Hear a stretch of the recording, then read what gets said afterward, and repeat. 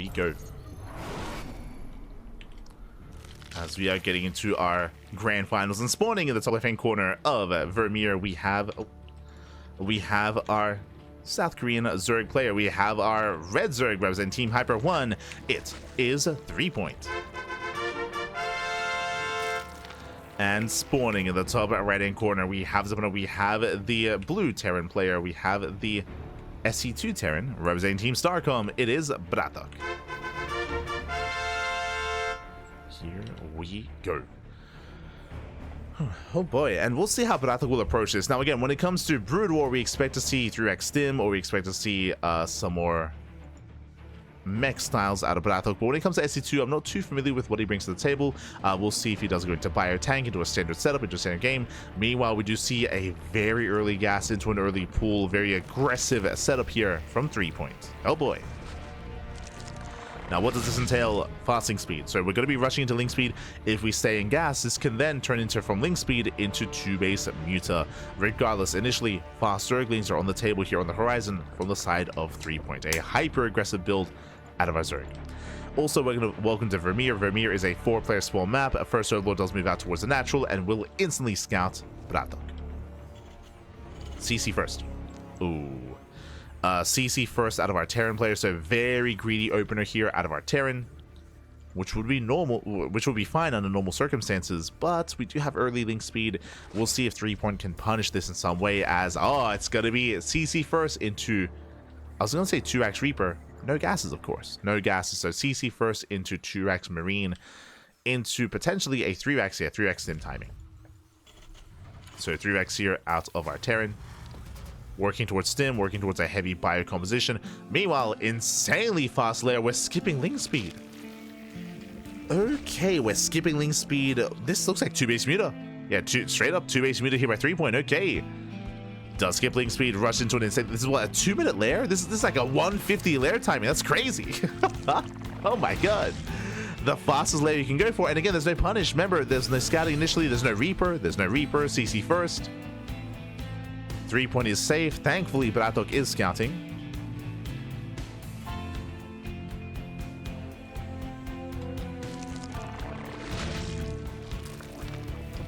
He sees late expansion, sees late bases, checks the main, and he confirms the lair. He sees the lair, he sees the gases. This screams 2-base muta. Now, does BratOK hard counter? Oh, okay. So in regards to 2-base muta, typically a hard counter to 2-base muta is a 2-1-1. What is a 2-1-1? A 2-1-1 is a really strong Stim timing with Medivacs. Here we have a 3-rack Stim timing instead. Does this hit in time? So we have a short rush distance by ground. True. Short rush distance by ground because we have close spawns. Stim is going to be prioritized, but that is a fast Spire. The question becomes, can BratOK counterattack? Like, the muta's gonna hit. They're gonna throw in the bases. There should be enough Marines to defend. But can he move out? Can he try to punish? Can he hit with this timing or not? Oh. Hello. This is not just 2-base muta. Okay. I like this. So it's going to be 2-base muta, but we're not committing to mass muta. This should be like 6, maybe like 6 mutas here from 3point. That is enough to one-shot SCVs, to harass, and then bam, into what? Into Lurker. And that will survive, that will defend against the Stim timing. Like, mass muta would struggle, but Lurker, different story. Okay. 4 mutas on the way. Okay, up to 5 again. We're expecting like 6 at the most. Like 6, maybe 7. So 5 mutas are coming. Stopping at 5. Okay, so 5 mutas here. And again, that is enough to one-shot SCVs, and then bam, straight into Lurker tech. And again, this is designed to survive the Stim timing. Because again, 3point, he knows. Like, he saw the opener, he saw the Raxes, he knows that the Stim timing is coming. Oh my god, a 5x all in. Yeah, 2-base 5x all in here by BratOK. It's going to be a very strong Stim timing, but he's going to run into Lurkers. Oh boy. This is going to be clutch. It's going to be a clutch hold here for 3point.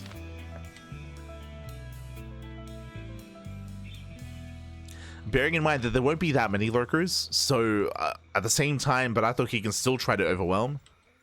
Mutas are deflected. Again, the mutas, they're not going to do any damage. They shouldn't. They shouldn't kill any SCVs. It's not about the mutas, it's about the lurkers. They get one SCV kill. Lurker upgrade is almost ready. Here comes the timing. Here comes the push. We need lurkers. We need those lurkers.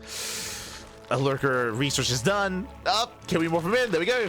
Five lurkers in production. The Marines are moving in. It's going to be close. Can he hit? Can he hit in time? Mutants are buying. Yeah, they're buying time. They're buying time. They're forcing back the army. They're delaying the push. Every second counts. Lurkers are going to finish. Yeah, you can see the timing here. Lurkers, they finish up just in time. Whew. And 3-1 holds. The whole position. The whole position. Up. Oh, let's go. Oh my god. The whole position of the lurkers. And with that, he shuts down the bio army. And let's go. He can counterattack. He can just counterattack across the map. He dives on the main army. Ooh, Mutas is stuck behind.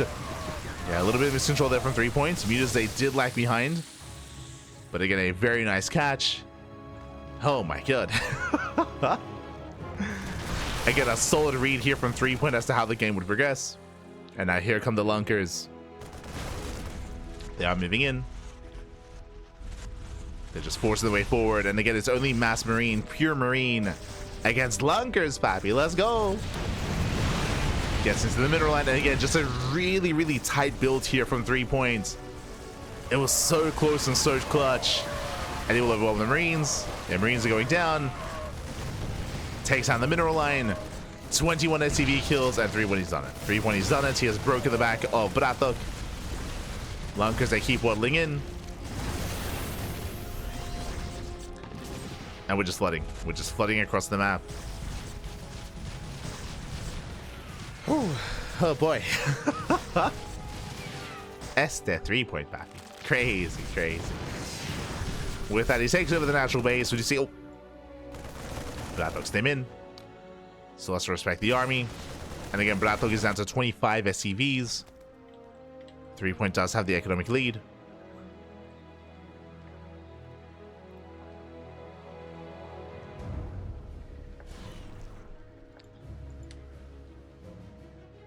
Is that an economy? Still just massing on more Zerglings and Lurkers. He's hoping to dive. And he will. It dives on the army.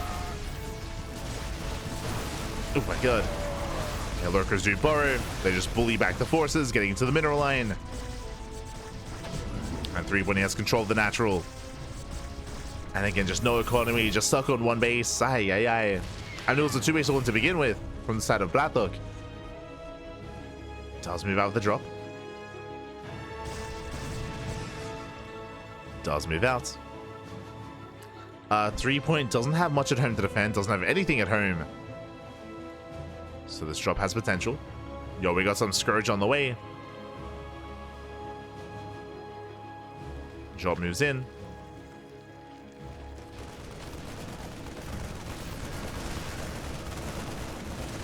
Speaking of, takes down the medevac. The drop still pops off. Yeah, getting 6 drone kills, not bad. It's something. Oh, liberation has arrived. Okay. Yeah, BratOK breaks out. Does break out. Now, what's important here is that 3 point wasn't droning. Like oh my god, losing everything, losing every single lurker, miscontrol at 3 points. Yeah, he does not escape. He does not move away. Just does leave his army idle. And BratOK, he's still in this game. Now, what I was getting at is that 3 point, he chose to mass up more Zerglings. He wasn't droning. He wasn't droning up. He wasn't saturating. The drone count is very low here for 3 point. BratOK, with the help of mules, he's still in this. He's still in this game. He can still win this. 0 lurkers. 0 lurkers left. Without lurkers, there's no defense. There's no defense against this.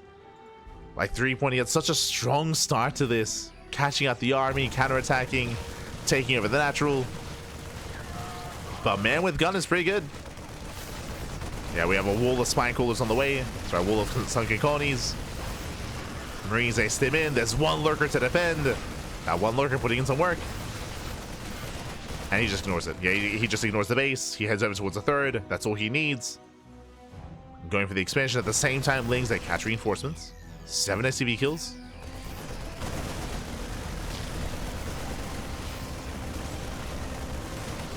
Down goes the expansion.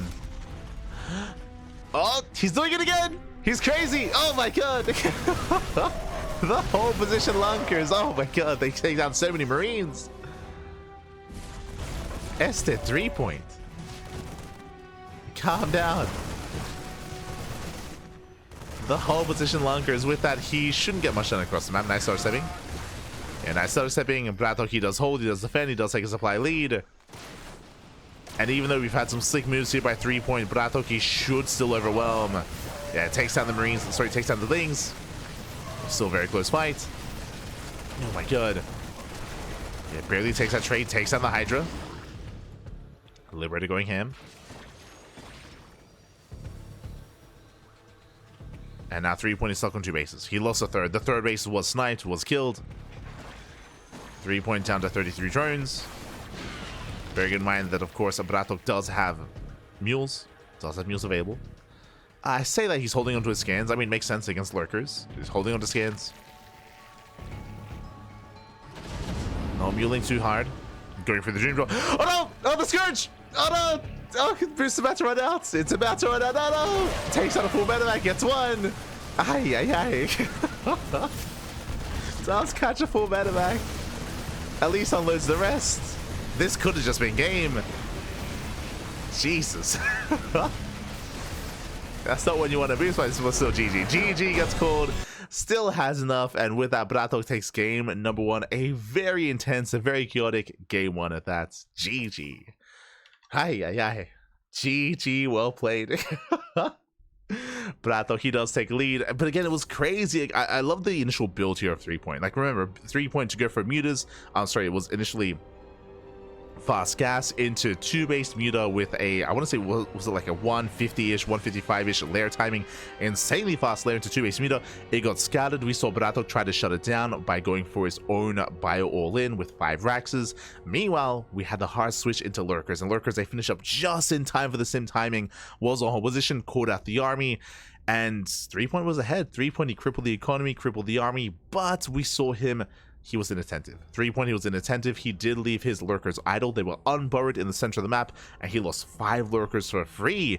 And that was the moment that BratOK bounced back in that game. He was able to bounce back, caught all the lurkers for nothing, and everything snowballed out of control. GG. GG well played. It was still very chaotic, still very back and forth. With that, BratOK takes the lead, and now we're getting into game number 2. Let's go. We're jumping into game 2. We're getting into Pylon.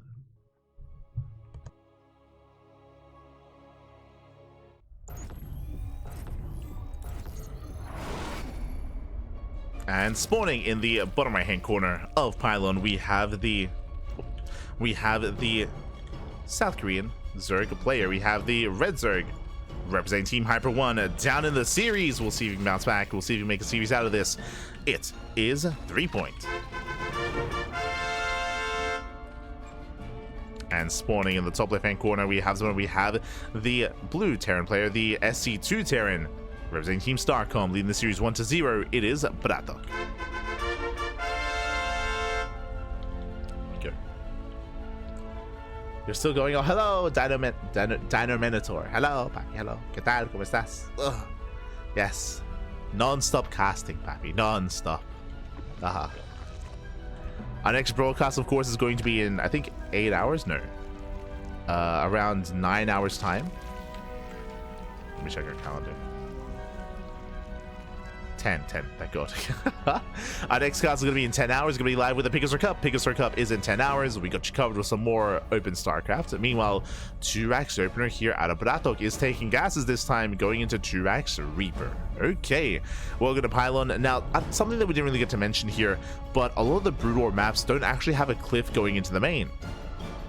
They just don't have them. That's why Reaper openers are more of a rarity on some of the Brood War maps. But here in SE2, there are cliff faces. You can rotate back and forth, and you can abuse the fact that Zerg doesn't have queens, or the queen in Brood War is a very different kind of unit. It's a late game spellcaster instead, so early game defense can be a little bit more awkward here for 3-point. As here come the Reapers.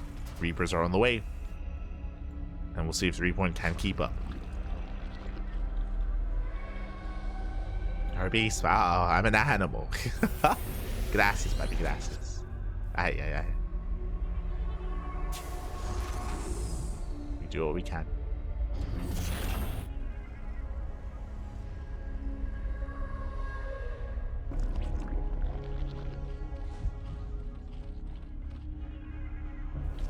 And if we don't, who will? True, true. We gotta cast everything back. Yeah, everything. So we do have the early creep colony here at the natural. Again, the creep colonies are necessary to defend, just because there's no queens, so we need those colonies. So one here in the natural. Meanwhile, we have Zerglings in the main. Reapers, they poke in. 3-point in position. Yeah, nice setup. 3-point evil zone away. And behind this, we have our initial 2-racks Reaper into 3-rack stim timing. Let's go. So early stim timing here out of BratOK. Meanwhile, 3-point does expand. I'll take a third. Oh. Reapers are deflected. They rotate. They will get eyes on the expansion. And they will attempt to delay. Oh, do you see what I see? 5 racks. 2 base all in. 2 base all in. This is the same build that BratOK went for last game. I mean, it's the same build. It is the same follow-up, different opener, of course, as this time he went for a delayed CC. And likewise, he went for early Reapers. But the end game is the same. The end game is a 5 racks 2 base all in. Lings, they get on top of the add-ons, not bad. Yeah, Tech Lab is denied. Likewise, going for the reactor as well. Yeah, it does go for the reactor.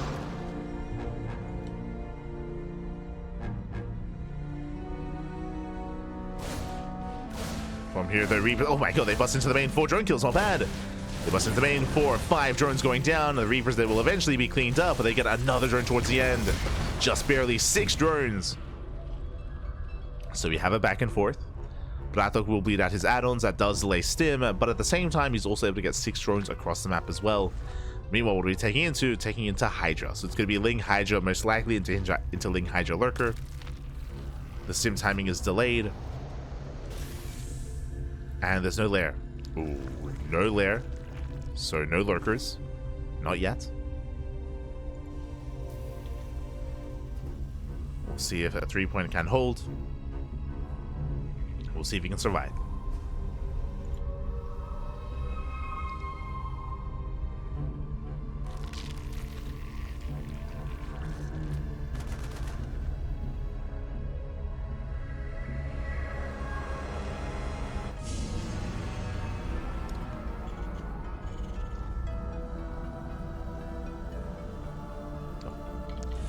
So just building up more bio, building up more Marines. Again, we're just waiting for that sim timing.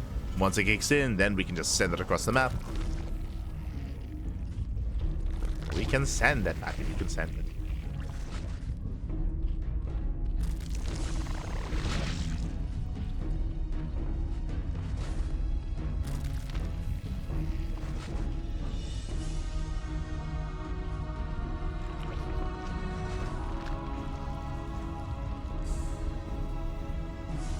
And here it comes. Here comes BratOK.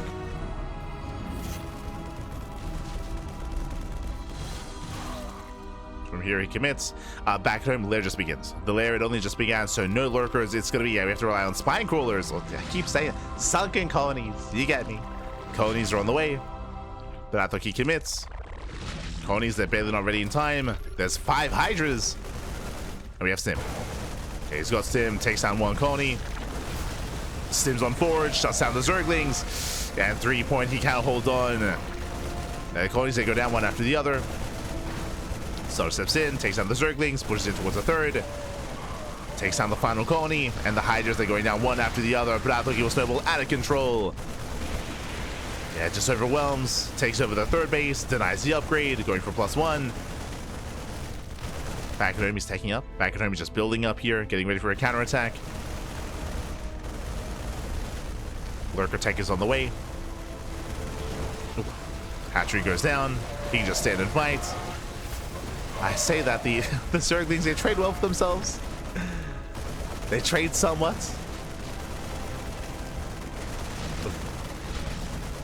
But last 3-point, he just cannot keep up. He cannot keep up. Again, without lurkers to defend against this, or I should say, if the spine crawlers were done a little bit faster, then maybe they could have defended. But something that I should have emphasized, I should have brought up, which if you heard our SC2 cast, you would know. Welcome to Pylon. Pylon, short rush distance by ground. All-ins are favored. All-ins are favored on Pylon. The rush distance by ground is very short on this map, so these all-ins hit even harder than normal. And we saw that the colonies were done barely, not in time. They were a couple of seconds too late. And every second does count.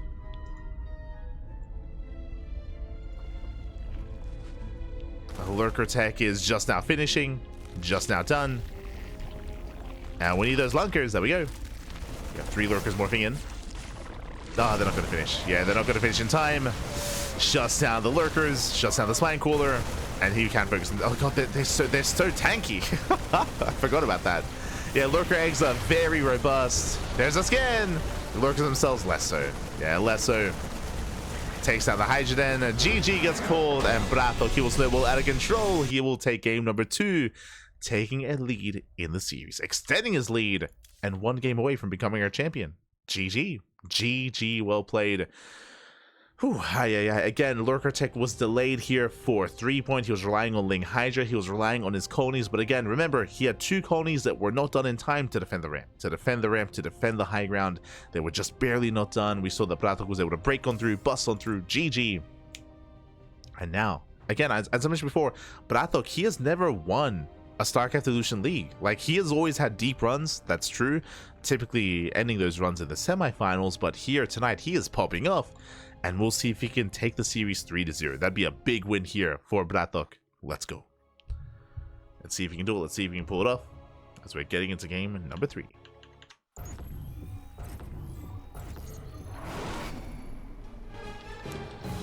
Spawning in the bottom left-hand corner here of Sylphid, we have the now StarCraft 2. Okay.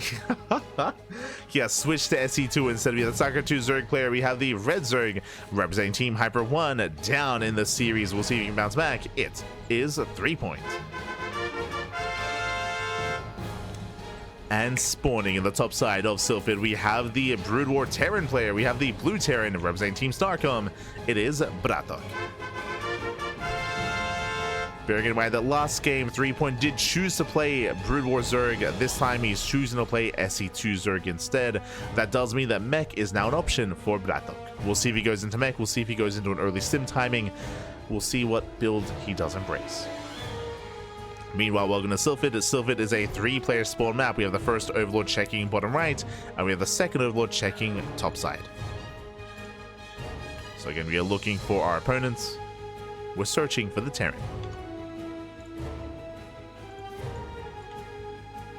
Alright, moving out, our searching. Behind this CC first. As you've seen so far in this series or in this broadcast, BratOK is very fond of going CC first on these larger maps. So CC first into his racks. We might be seeing the factory in the main. So far, never mind, we don't have a gas. Okay. This looks like 3x stim. Looks like 3x stim. Now, when it comes to this build here, this was plaguing the meta and plaguing every single matchup for a couple of months, actually. I want to say like 2 months, maybe? Like 2 months. It was addressed throughout those 2 months with multiple patches, but despite all the nerfs, it was still insanely strong. Now, what we're getting at here, 3x stim. Now, the difference between 3x stim in Brood War and in StarCraft 2 is that you can hit with Mass Marine, with stim, and with medics faster, much faster than anything you can do in StarCraft 2. The reason for this is because in StarCraft 1, you don't need a starport to get medics up and running, right? Medics, they're a rack space unit. All you need is the Academy. The Academy does give you access to firebats and to medics to support your army to allow you to have extra stims. This build in StarCraft 2 hits without a starport, hits without medevacs, which means that every stim hurts because you have limited stims available. Here in StarCraft 1, you can stim to your heart's content because medics are a bigger factor here, because medics come online sooner. Now, the way this got nerfed is stim takes longer. Now stim takes longer to research, so it was increased when it comes to its build time. On top of that, medics now have increased priority. In the past, medics, they have much lower priority, so when you move in, you would focus the Marines, and medics, they would survive and they would just stand there and they can just chill, they can just heal. On top of that, I believe medics I want to say their HP was reduced. So medics are also more vulnerable than they used to be. So medics are more vulnerable, sim takes longer, and of course medics have higher priority. At least than what they used to be.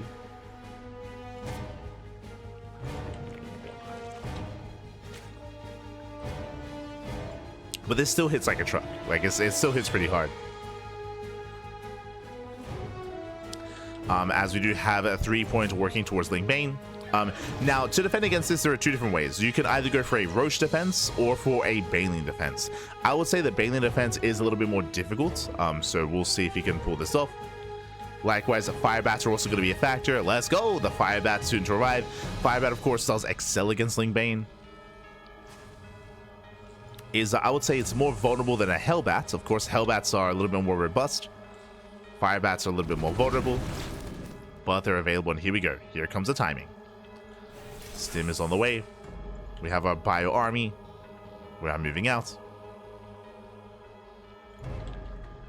And we do see 3-point, he's aware. He's getting ready. Like 3-point, he cuts workers early. He joins up only to 35. Again, because this build is so common, like 3-point, he's very well rehearsed. Very well rehearsed here in the defense. He's massing up Zerglings, building up Banelings. Queens are coming forward as well. 3-point is ready. He's ready for this. And we can see that BratOK's transitioning. He's already transitioning out. He knows that he should not end the game with this. Banelings are whirling in. He has to get the hell out of here. Does pull away. Here comes the surround. Ooh, catching at the Fire Bat. Fire Bat does go down. The Marines as well. Nice kiting there. Nice target firing. But it's cleaned up. Yeah, it's going to be cleaned up. He's going to be shut down. Again, 3-point, he caught workers early. And as I mentioned, he is very well rehearsed when it comes to defending against this build, just because of how popular this build was. So he shuts it down, and the game will continue. Behind this, already working on the factory, working on extra Raxes, working towards 238 shells. The Stim sound effects. I miss it so much. Let's go. As from here, we're getting to a longer game. It's going to be fast lair. Okay, so lair first here out of our Zerg player into delayed Evo chambers. With this, we can go into Baneling speed, and we can go into Ling Bane Muta even, or just Ling Bane Hydra. Both are available, both are viable.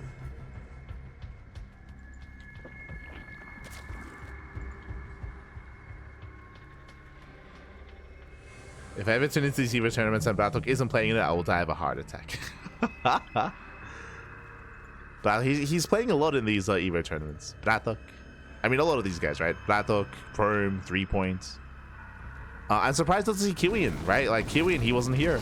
Kiwian, he's also usually a regular. Bjorn as well. Alright, Bjorn, he couldn't play in this because of the global qualifier, true. Bjorn, he was playing in day 1 of the EWC global qualifiers. So that's why he's not here. Remember, this was clashing with the global qualifier tournament.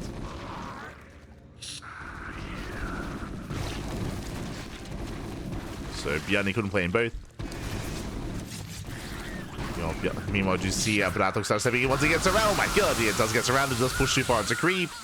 And he gets shut down. And with that 3-point, he is here to make a series out of this. He's down at 2-0, but nah, he's here to fight back. Once again, these Stim timings have just been a little bit lackluster here for BratOK.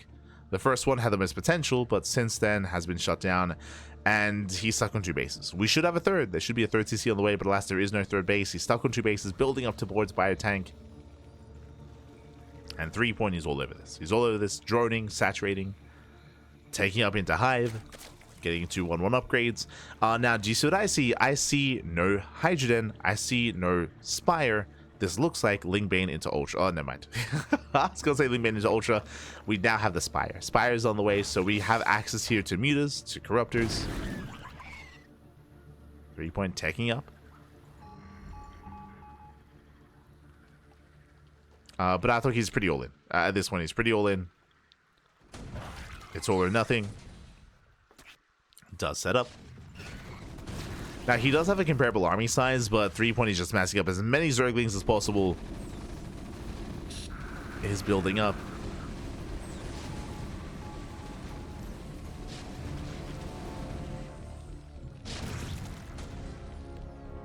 Takes down the creep. More Ling Bane is amassing. Yeah, with that, he's going to collapse in. Yeah, tanks are exposed. There's just not enough fire. Tanks will be going down, and Bailings just force back the army. They turn back the Marines. Take down almost every single tank. Not every tank. Every tank is going to go down. Oh my god. There is a second army. Okay. BratOK still pushing. He's still moving forward. Medics did survive.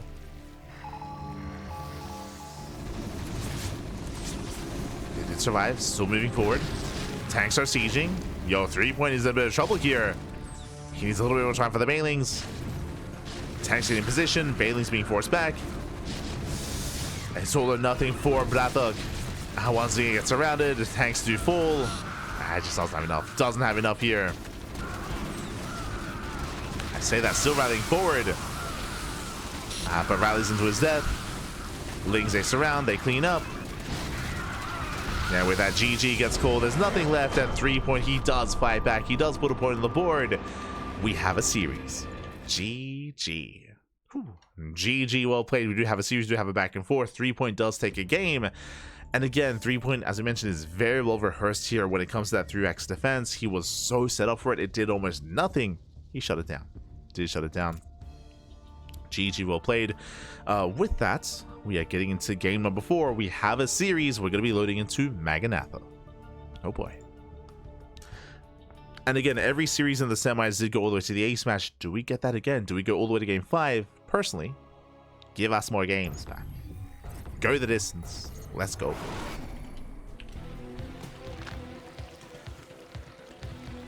As we are getting into game number... Oh.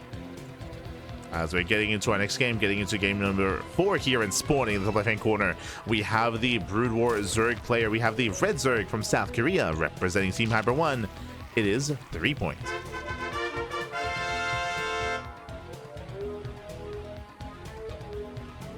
And spawning in the bottom right-hand corner, we have his opponents. We have the Blue Terran player. We have the SC2 Terran representing Team StarCom.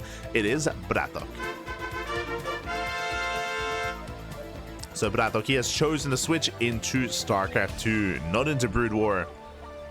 And are we opening up 2x Reaper? Ooh. No. CC first. Okay, I mean, he likes it. He's quite fond of it, so we did bring it up earlier. But yes, CC first here out of BratOK, going for a very greedy opener, very greedy build. And thankfully, hatch first.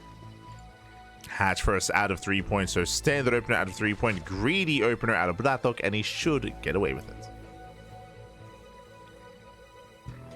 He should get away. From here, he can turn this into another 3-wax. He's been very fond of 3-waxes, actually. Very fond of it. So he could go into a 3-wax. Could go into a 2-1-1. We'll keep an eye on BratOK. We're expecting extra waxes. Yeah, there it is. So we have 2 waxes. We're expecting a 3rd wax into a 4th, into a 5th. We've seen this. I want to say this is the 3rd time we're seeing it here in this series. I'll say the 3rd time.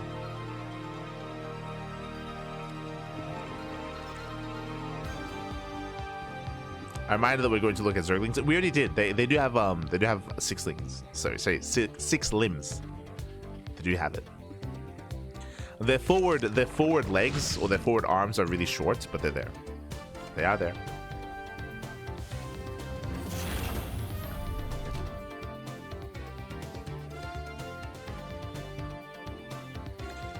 As there's that 3rd wax. 3rd wax is on the way. We can see a standard opener out of 3 points. Yo, getting to the Terran theme. I'm telling you, these maps are biased. Like the OST.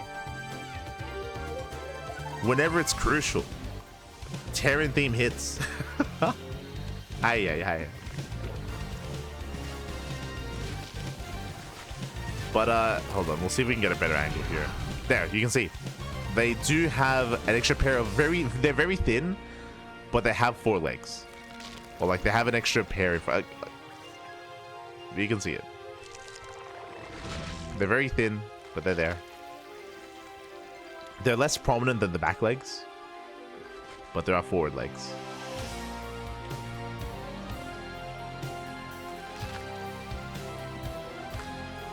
From here, though, we're going to be getting into our own setup here.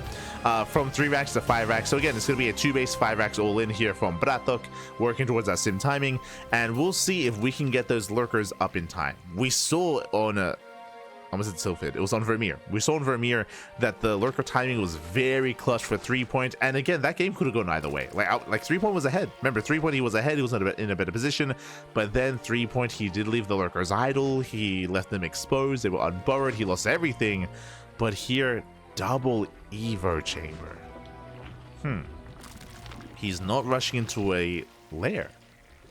Okay. Interesting. I don't know how well this will work. Basically, instead of the lair, he's going into double Evo chamber, double upgrades for 1-1 for mass Zergling. Mass Zergling against a bio army. We'll see how this turns out. I feel like typically your Zergling army in Brutal versus SC2 is more of a supportive army for your lurkers, because your lurkers are necessary for their splash damage, of course, because you have no banelings. Like, I feel like lurkers are critical parts of this kind of matchup in this dynamic. Without lurkers, we'll see if 3-point can hold. As we're waiting for +1 melee, waiting for the gas. Gases are being taken. There we go. Melee's on the way. So again, just a big prioritization on these melee upgrades on 1-1. Bold move. 3-point. Bold move. We'll see if it pays off. We'll see if it pays off. As that's a lot of Marines. That's a lot of men with gun. Let me tell you. Let it play. Now, with I was gonna say with enough Zerglings, we throw down a wall of spine crawlers. We have 7 sunken colonies on the way. That's a lot of colonies. That's very necessary to defend. Oh, he stims in. He stims in. Takes down the first. Zerglings that cannot engage. Remember, these are 0-0 Zerglings, and is it just over here and now? Yeah, it takes down the final colony. And from here, he cannot push into the natural, but he doesn't need to. Yeah, he's just going for the base instead. Going for the hatcheries. That's a lot of Zerglings. A lot of Zerglings have amassed. He does engage. There's the last stim. And the Zerglings, they will barely defend. It's close. It's so close here. So very close. And Zerglings, they will barely clean this up. Just barely. It was a very tense fight. He saves the base. And he saves the mineral line. Whew. Oh my god. What were the trades? 45 Zerglings. And of course, 3 spine crawlers. But he does hold, does defend, and he saves the expansion. Suddenly, 3-point, he's in this game.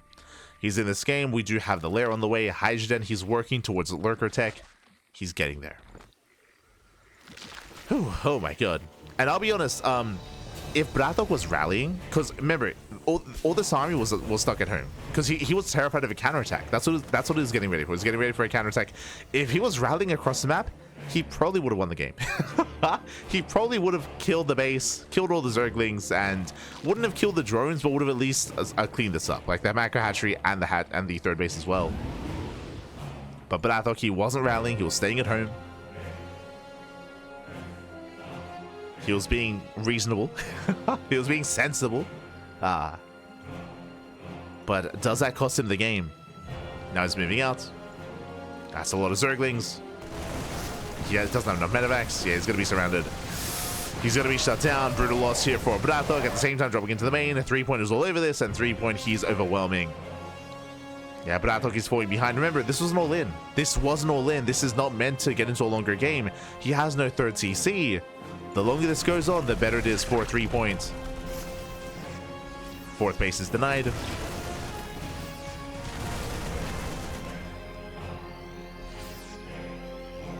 Why the random 3rd base for the Zerg? Oh, if you haven't been watching the event, this is StarCraft Evolution. You need the macro hatchery. You need the macro hatcheries.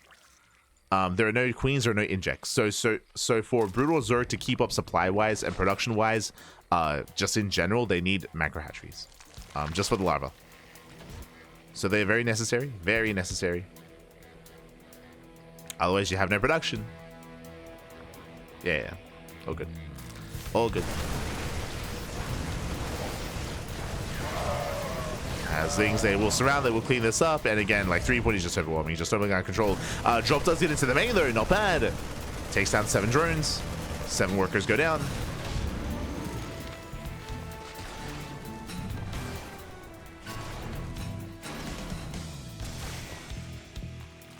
Does get 7 workers, takes down some of the lava as well. Not bad.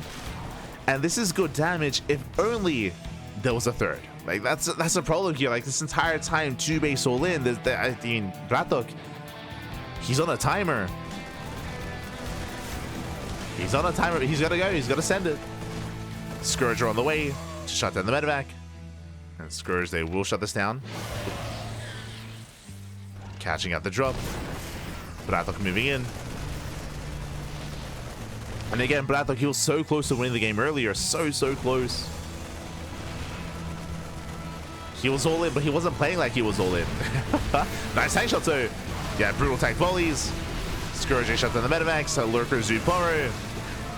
Still quite close. Lurker does go down. BratOK is pushing through. He's breaking through. He is a little bit overstimmed. Okay, there's 1 medevac left. I kind of rotate into the natural. He has to head towards the 3rd. Lurkers are getting ready. Yeah, Lurkers are morphing in. They're coming from behind. 1 Lurker does burrow. It should be targeted. It's not enough. There's not enough fire, not enough Marines. Takes down 1 Lurker. But 3-point is holding. And again, he saves his expansion, saves his 3rd base, still maintains his economy.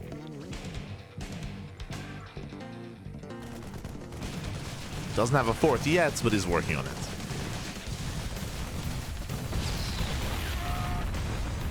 Is working on it.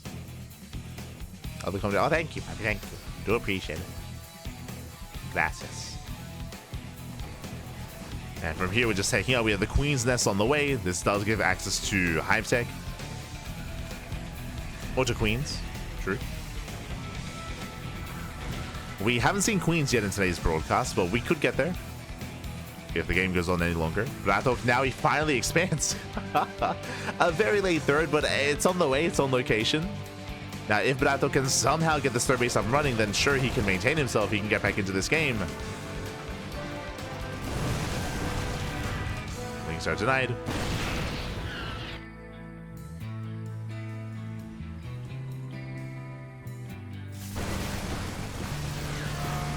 Likewise, nice target firing.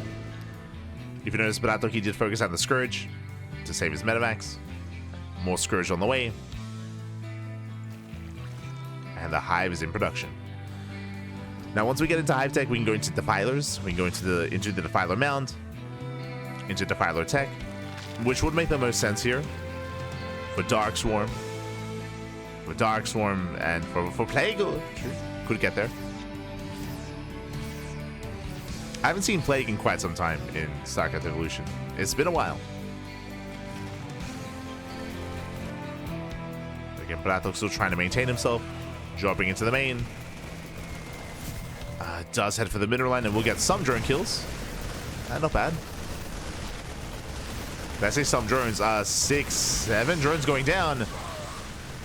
And that StarCraft getting it to 10 workers. Nicely done. Liberator doesn't survive as well. Catching out more workers. BratOK pulling 3-point apart here. 3-point out of position. Takes down the expansion. Oh, that's a lot of lurkers. That's a lot of Zerglings. Yeah, it comes in with a close around. It cleans up the entire army. Aye. This is not worth it here for BratOK. He plummets in supply. I wanted to see the Defilers. No. BratOK. He'll lose everything. Does kill 17 drones, but alas, 3-point. He has done it. He has overwhelmed. Takes over the main army. Heads towards the natural. And there's no saving the 3rd. There's no saving this.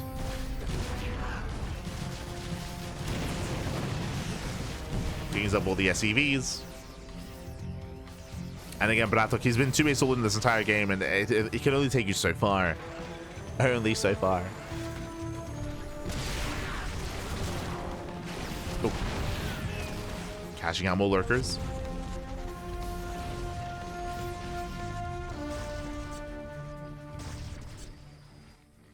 Links coming from behind. The Scourge have arrived. Ooh. Catching out the Liberator. Nice target firing once again on the Scourge. Does save his 2nd lib. Does save it. Defiler Mound on the way. Oh, we're almost there. We're almost at Defilers. We're getting there.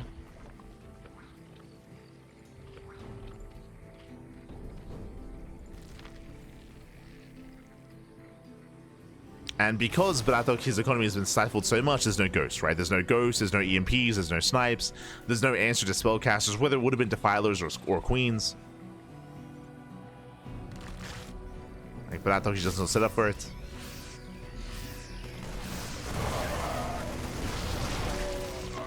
Let's catch a couple of lurkers. Brutal trade. Lings out, they catch a free tank.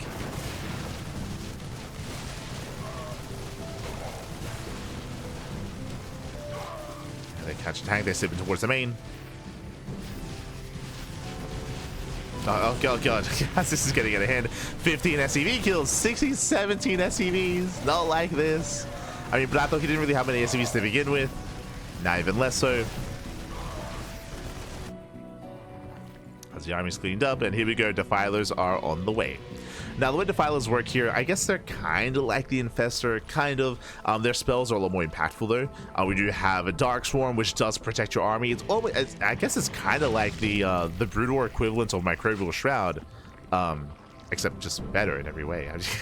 Oh god. As it does keep your army safe from range attacks, not just from air-based damage, but just range attacks in general. So it's a great way to support your Zerglings and to get on top of siege lines. Likewise at Plago as well, which is just an AoE splash damage, AoE damage spell, I should say. Damaging spell. But they're still gathering energy. But moving in. 3-point is almost maxed out. Yeah, consumer's done. Consumer is done. Lings just move out for a counterattack. There's nothing to defend. No planetary, no nothing. Yeah, GG. Oh no! GG. GG gets called. We don't get to see the spells. Feels bad, man. I mean, we saw the Defiler at least. We got to see them. They're beautiful, but didn't quite come into play. GG. We are going to the ace match. Whew. Let's go.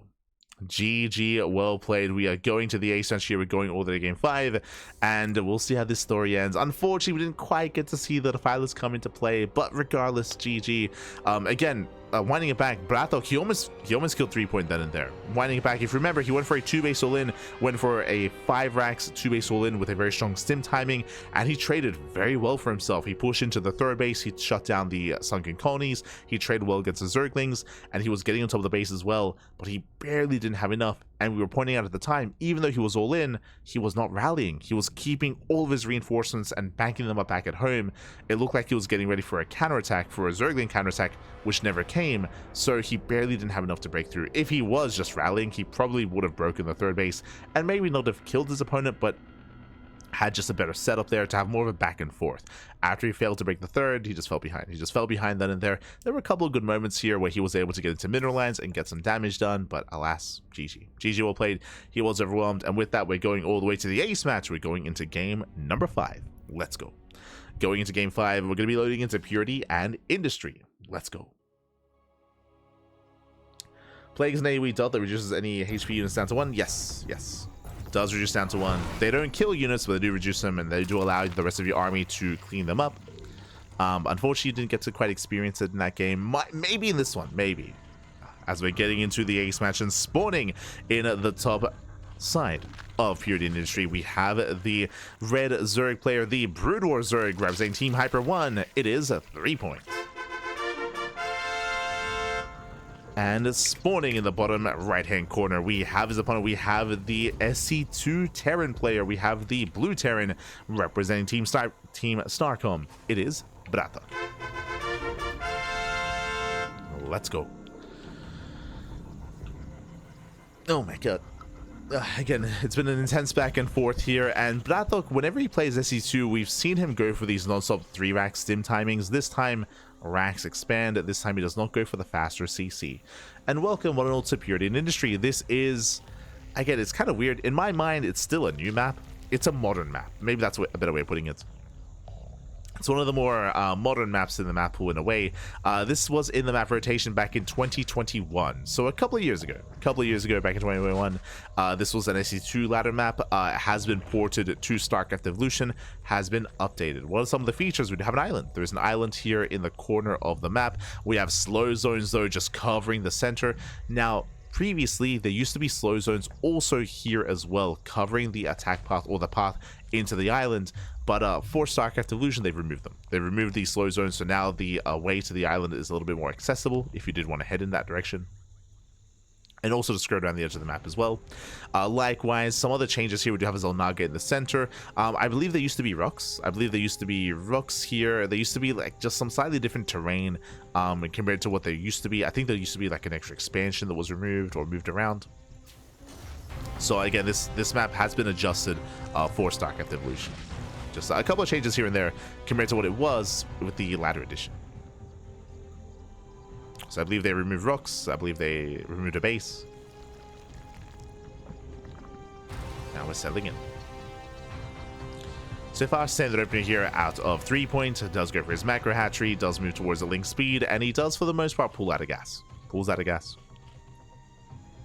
Going for a faster expansion. Back at home, it is going to be a rack expand into factory. He's not going for the 3 racks, okay. He's not going for the sim timing. I want to say for the first time this series, going for a more standard opener instead.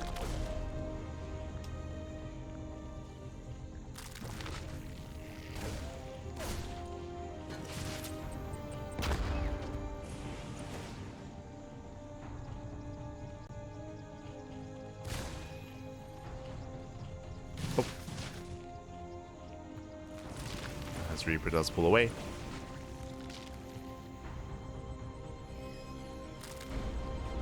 Likewise, I was curious what it's going to be. A 1-1-1 setup here. Interesting. Okay, so a very aggressive build here from BratOK.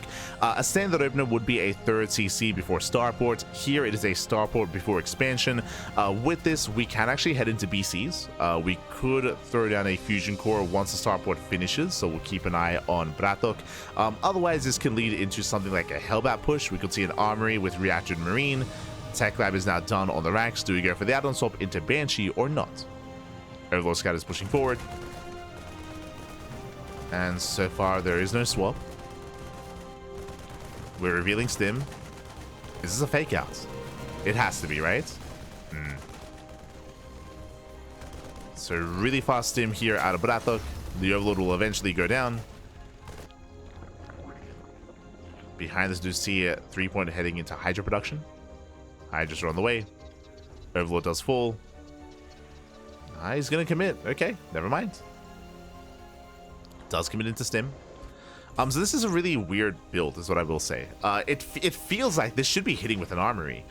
Basically, really fast Stim here out of our Terran player, throwing down 2 more Raxes. Does go for the add-on swap. He does stop at 5 Hellions, only 5. But this is very committed on 2 bases. Again, there's no third in sight. So an interesting setup, is what I will say. Hellions are moving out. 3-point back at home, just securing himself. Has been droning this entire time.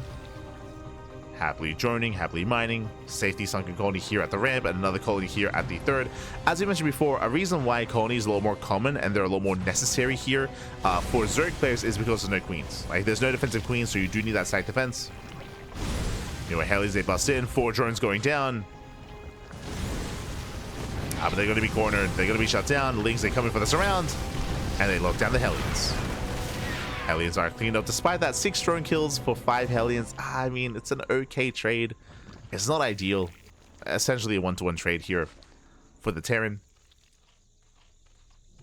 And still no expansion. Still no 3rd. So he's going to a 5-rack setup. 5-1-1 on 2 bases. This is basically a 2-base all-in here from BratOK. It's very committed. And it's going to be a bio move out with tank support. There are going to be tanks. So building up his tank count. Stim is done. Getting to combat shields. Getting to +1. I think what was peculiar to me about this build is that he prioritized Stim. Like, there was no Stim timing. Stim is done, but we're not really using it right now. Whereas we otherwise could have afforded maybe like faster tank production or gone into extra Raxes earlier as well. Into like a 2-1-1 instead. True. That's what I was expecting.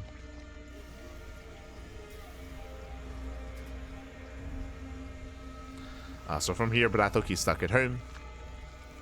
Lurker tag is on the way. 3-point is getting up to full 3-base saturation. You can start working on a 4th base. Oh, actually going for the Spire, of course, right? Going for the Spire. Remember, the Spire is not for mutas, the Spire is for Scourge. Like your typical army composition is what we saw last game, going Ling, Hydra, Lurker, Scourge to deny drop play.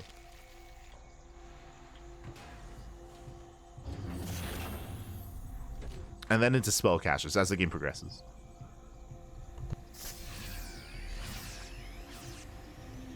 Meanwhile, here comes the all-in. Here comes BratOK again. No third, no expansion. No other economy behind this. It's all or nothing for BratOK. He's moving in. He has 28 Marines. He's got 4 tanks. 3 of them with the main army. Colonies are on the way. Lurkers are not ready, by the way. Lurkers are not ready.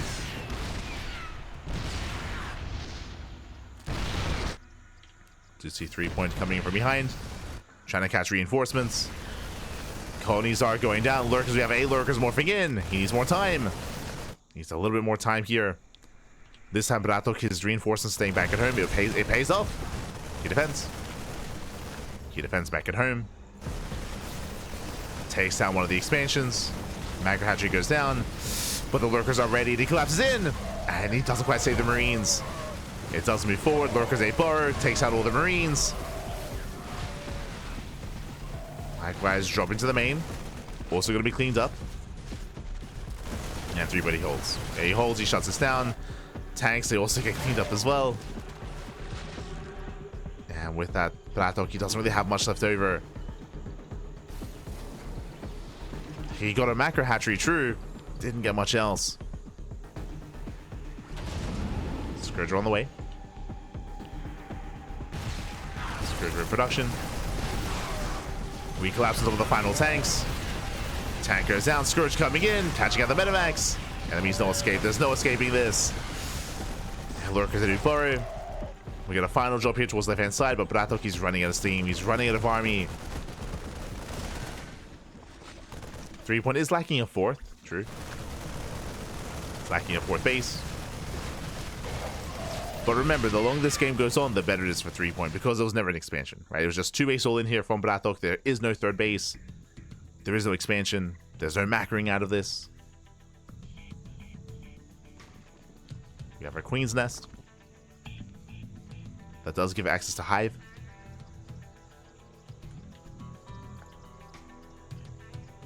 Now, BratOK actually does have a terrifying army, is what I will say. He's been losing his forces, don't get me wrong. But the supply is still quite high. A lot of it is back at home. Oh, that's him in. Yeah, Stims in, takes down the Zerglings. Lurkers to do bar in time.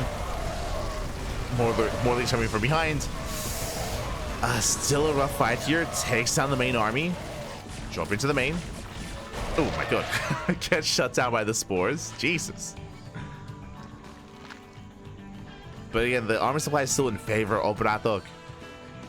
And now he throws down a 3rd CC. Okay, now he expands. Can he still make this work? Let's see, he's pushing. Like, Hive is already... Like, the tech here is incredibly in favor here of 3-point. Hive is on the way. Like, BratOK has to be more active here. I mean, he's stuck at home. But he needs to move out. 3-point, he retreats.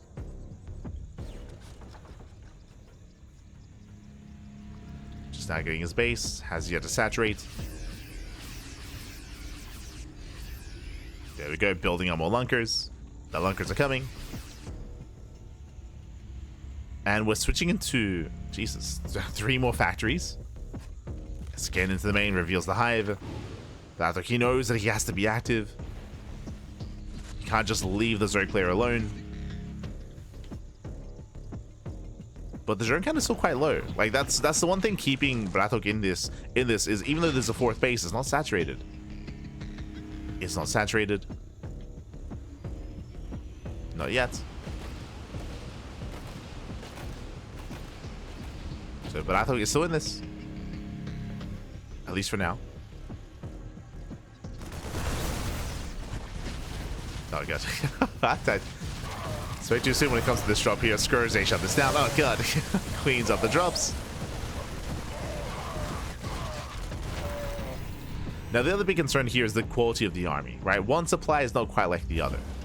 Now that the hive is done, Defilers. We didn't really get to see them come into action last game, but they're going to be on the way. As we mentioned last game as well, there are no ghosts, right? There are no ghosts, there's no EMPs, there's no snipes, just because the economy just isn't quite there for BratOK, or it hasn't been. So tech-wise, he's one step behind. So it is still a rough road to recovery here for BratOK. He is turtling up here back at home. But this space is still accessible there. I mean, there's two massive entrances. Oh.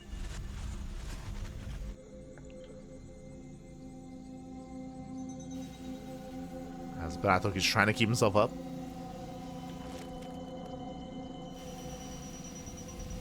Trying to keep himself going.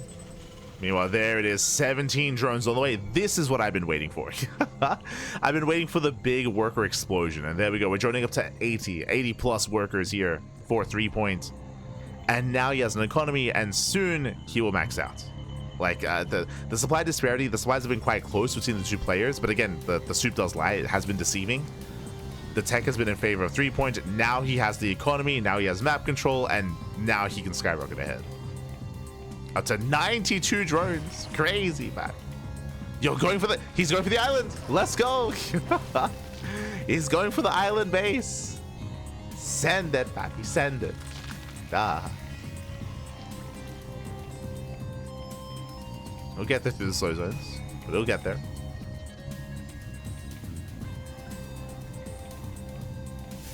Base is being taken.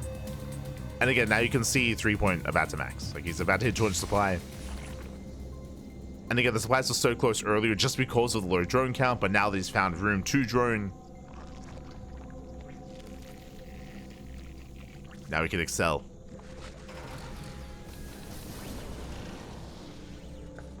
BratOK moving out. He's crazy, by the way. At this point, I feel like it's too late to move out like this. We have a dune drop into the main. Oh my god. Yeah, massive dune drop into the main base. Does unload, does hit the mineral line. BratOK, do we go back home? The whole position micro, the lunkers. Oh my god, they're on whole position. Brutal shots going up on the bio. Oh my god. They get softened up. Links in the main. The main army is amassing here. It does consume.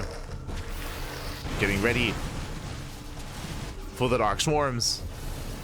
For the Plague or for the everything. Let's go. Let's go. He loads up. Does load up. Dives on the army. Oh my god, massive tank shots. Where's the Dark Swarm? There we go. I was like, where's the Dark Swarm, Fatty? What's going on? Dark Swarms are a little bit late, but they will clean up. They will clean everything up here. Shuts down the main army. And with that, 3-point, he will take it. He will take it. It was a very intense back and forth here. And again, I do think that BratOK, he was so close to winning the game on Maganatha, right? Maganatha could have gone BratOK's way. He was so close. The 3-point was so greedy on Maganatha as well, but barely didn't have enough. Barely wasn't able to break through. Defiler's going to be forced back. No Dark Swarm. So a bit of a messier fight here, but it's still going to go his way. Yeah, 3-point takes down the main army. GG gets called, and 3-point, he will claim the series 3-2, becoming this week's StarCraft Evolution League champion. GG. Whew. Hi. GG, well played. BratOK had a 2-0 lead in the series, and again, I'm still thinking about Maganatha. Like Maganatha still could have gone BratOK's way as well. He was so close to breaking 3-point on Maganatha, but alas, 3-point, he recovered. He was able to, just persevere, and with that, GG, well played. Does overwhelm. Again, BratOK, he was so aggressive this series. I don't think he ever, specifically in this series, he did go for a third base previously, but did he ever like willingly go for an economic opener? I don't think he did. Like it was a lot of two-base play, a lot of two-base all-ins out of BratOK, and I mean, hey, he was excelling with it, don't get me wrong. Was able to excel, but in the end, GG, well played. In the end, we did see that 3-point, he was able to be a little bit more defensive, able to shut him down, able to shut down the all-ins, able to survive and overwhelm. Congratulations to 3-point. But a shout out to BratOK, because I could be mistaken, but I think this is the furthest that BratOK has ever gone in StarCraft Evolution League. again, for those that are unaware, threepoint, he is a regular, and threepoint, he's a multi-time champion. Like, he's won plenty of these weeklies and plenty of these tournaments. I'm just going to double check here, because I think maybe BratOK has made it to the finals once before. Maybe? We'll see. Let's have a look here. I see Kiwi and I see, no, yeah, it's his first time. There you go. I was suspecting that to be the case, but yes, this is actually the first time that BratOK has made it to the final. So he's never made it this far before. So really impressive stuff here. Again, he has been devoting a lot of time to StarCraft Evolution. He's been improving, he's been playing, he's been getting better and better. And this is the farthest that he's ever gone. And even then, the first time he's made it to the finals, and he also makes it to the ace match as well. So impressive performance there by BratOK. GG, well played. Barely doesn't make it, barely doesn't claim the win, but still the best he's ever done before. Congratulations, congratulations. I look forward to seeing how much BratOK improves for the next tournaments in time for the next event. GG. GG, well played. As we can just catch up on the bracket itself. On the bracket. Oh. Yes, we are catching up. And with that, you can see here, again, a lot of ace matches. 3 points. He may have been this week's champion, but he worked hard for it. He went to the ace match against Geralt, went to the ace match against Wayne, and went to the ace match against BratOK as well. So not an easy performance there from 3point. Does eventually make it through, does barely come out as the winner here. But of course, another big thing to point out here, another big event that occurred during this tournament is Tasia, right? Tasia, he marked his return. This was his first time competing in StarCraft Evolution League in a tournament in 5 years. And he didn't look bad. He did not look bad at all against Prome. Prome, of course, he is a little bit more well-versed. He is very much more well-versed and more of a favorite. Prome, he's a multi-time Code A champion, so Prome came in as a favorite player. We didn't really know what to expect out of Tasia, but Tasia did look impressive. He did look impressive in that series. Still went down, but an impressive performance nonetheless. And to make it to the quarterfinals in SCL is not easy here. So I look forward to seeing more of Tasia. I think what's important from that series is that Tasia, he did look like he knew what he was doing. He did look actually quite well versed in StarCraft Evolution. So I look forward to seeing more, because I'm sure we will. I'm sure we will see more of Tasia.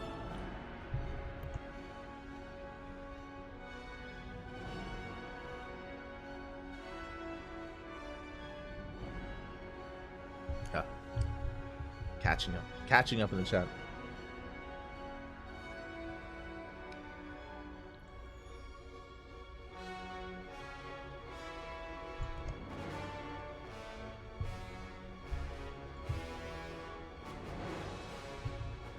It does it without the main army. Afraid of a counter. Yeah, it's a hard call to make. I think keeping his army, keeping his reinforcements at home here in that final game made more. I mean, it made more sense just because it actually paid off, right? He was able to catch a counterattack, but in previous games we saw that like there were no counterattacks where he would have benefited a little bit more for just committing and doubling down, just because he's so all in with his play. But regardless, GG. Regardless, GG. Well played. Went to the ace match. Let's go. Just catching up. Rabbit Cam went. The rabbits are still around, but they're still around. I said this before, I'll say it again. For those that are curious, random rabbits showed up like over the weekend. They showed up in our front yard, and they've been chilling there for the past couple of days. And if they're there by the end of the week, I'll get them like a little house, because it's quite cold here in Australia. It's for those that are curious, it's winter. It's winter in Australia. It's very cold at nights. And if they're gonna stick around, then we want to make sure that they're warm at night. So yeah, we'll see. we'll see what happens. No. Suddenly adopting pets. But otherwise, thanks for watching. Thanks for the support. We do appreciate it. And with that, we're going to be wrapping up here for the evening. Again, it was a pretty intense broadcast, intense tournament. And we're not done, because we're going to be back in 8 hours. We're going to be back in 8 hours time. Sorry, 9 hours time with some more StarCraft BAM, as we have our weekly schedule ready for you. Here we go. We just wrapped up with our Thursday broadcast. We just wrapped up with our StarCraft Evolution cast here Thursday evening. Tomorrow in 9 hours, we're going to be live with the Pegasus Cup. That's going to be at 9 a.m. KST. That's going to be at 10 a.m. EST. That's going to be in a couple of hours, in 9 hours. Meanwhile, we have DreamHack Dallas replay cast. For those who are curious, we were, of course, one of the B streams, one of the side streams, or I think the B stream for DreamHack Dallas. That was last month. And we did cast a lot of StarCraft, of course, but we couldn't cast everything. During the open stage, there were matches that were never casted, whether it was from us or from the mainstream. They were never casted. They were kind of, they left out in the void. But we do have access to the replays, and we are going to be doing a catch-up stream casting those matches that never got broadcasted. So bam, we do have a replay cast here on Thursday and Friday, catching up on those DreamHack Dallas matches that never got casted. Likewise, we have the podcast on Thursday. That is our weekly talk show. For those that are curious, we do have a weekly talk show where we go over all the news of the week in StarCraft. So there's a lot to go over, especially in regards to the global qualifiers and the upcoming Home Story Cup. Home Story Cup is this weekend. If you didn't know, they've been doing an awful job at promoting it. But yes, Home Story Cup is over this weekend. And once again, we will most likely be the B stream. We have been the B stream for Home Story Cup for the past, like, 4 editions, I want to say, like, for the past 4 editions. So most likely we're going to be there as well again. I'm not confirming it just because they haven't gotten back to us yet. But again, we've been the B stream for the past couple of editions, so most likely it's going to happen again. So that's Home Story Cup of the weekend, and we have Sparkling Tuna Cup as well on Sunday. So plenty of content, plenty of StarCraft, plenty of casting. As always here on the CranKy Ducklings, again, we cast more StarCraft than anyone else out there in SC2, more than Wardy, more than Steadfast, more than anyone else. We have the quantity, and we have a little bit of the quality as well. A little bit. But with that GG well played. If you enjoy the content, if you enjoy the casting, and if you see something that you like here, but if you can't watch it live, then check us out over on YouTube. ! Socials in the chat. We do upload to YouTube on a daily basis, and we also stream on YouTube as well. So if you see something, if you're like, oh, I want to watch some DreamHack Dallas replays, but I'm in Europe, and that's a really bad slot for Europe, or if you want to watch the podcast and you're in the Americas, and that's a bad time for the Americas, if you can't watch it live, then bam, you can watch the VODs over on YouTube. So we got you covered there.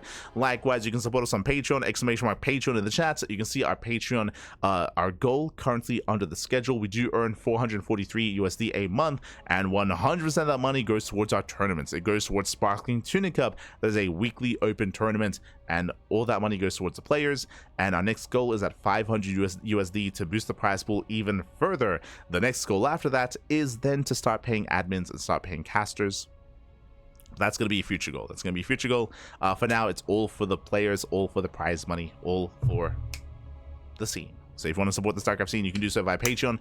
Otherwise, thanks for watching. Thanks for the support, and we'll see you guys next time. We'll see you guys next time on the CranKy Ducklings. Whether it's in 9 hours, or whether it's on Thursday, whether it's for the DreamHack Dallas replays, or the podcast, or Home Story Cup, or Tuna Cup, we'll see you then. We'll see you then. Thank you for watching. We'll see you next time. Just catching up. You know more about the players, only 4 listed so far. I believe the streamer zone they announced players that are going, right? I think it's am I crazy? I think Jimmy alongside Geralt and a couple of their other players. I think those are the only ones confirmed at the moment for Home Story Cup. I think Streamer Zone announced it. Outside of that, I don't think we have any other confirmed players. Yeah, so far, outside of that, I don't think anyone knows yet. You can make a safe assumption like Gabe is going to be there, Lambo is going to be there, Jimmy is going to be there. Like a lot of the German players, I think you can expect them to travel. Showtime, true. Showtime as well. Probably because of EWC. I don't think so. Like EWC is what, 3 weeks after Home Story Cup? Am I crazy? Let's see, Home Story Cup. 1, 2, 3, 4. It's 4 weeks later. It's 4 weeks after. So I don't think EWC is going to impact Home Story Cup too much. I would imagine. Oh, actually, I say that if I remember correctly, Clem, he wasn't sure if he was going to go to Home Story Cup because Clem wanted to go to Korea. For those who don't know, last year before Esports World Cup, I want to say like a month, if not 6 weeks before EWC, Clem went to Korea to practice into boot camp. And he did say that he wanted to do that again. So I know that might be an issue. Like he wants to go to Korea to get ready for EWC, but Home Story Cup might interfere with that because of going to Home Story Cup and not being able to travel. So That might be an issue there. So I do know that at least there are some players that do want to travel to Korea to boot camp pre EWC. So we'll see. We'll have to wait and see. Clement Rayner going. Yeah, I know that Rayner, he also wants to go to Korea. Yeah, before EWC. So that might be an issue for that. But otherwise, thanks for watching. Thanks for the support. And with that, we'll see you guys next time. We'll see you tomorrow. Or, I mean, I hope you have a great rest of your week. Hope you have a great day, great rest of your week. Take care, everyone. And we'll see you guys next time. Until then, ciao. Bye, ciao. Hasta luego. See you next time.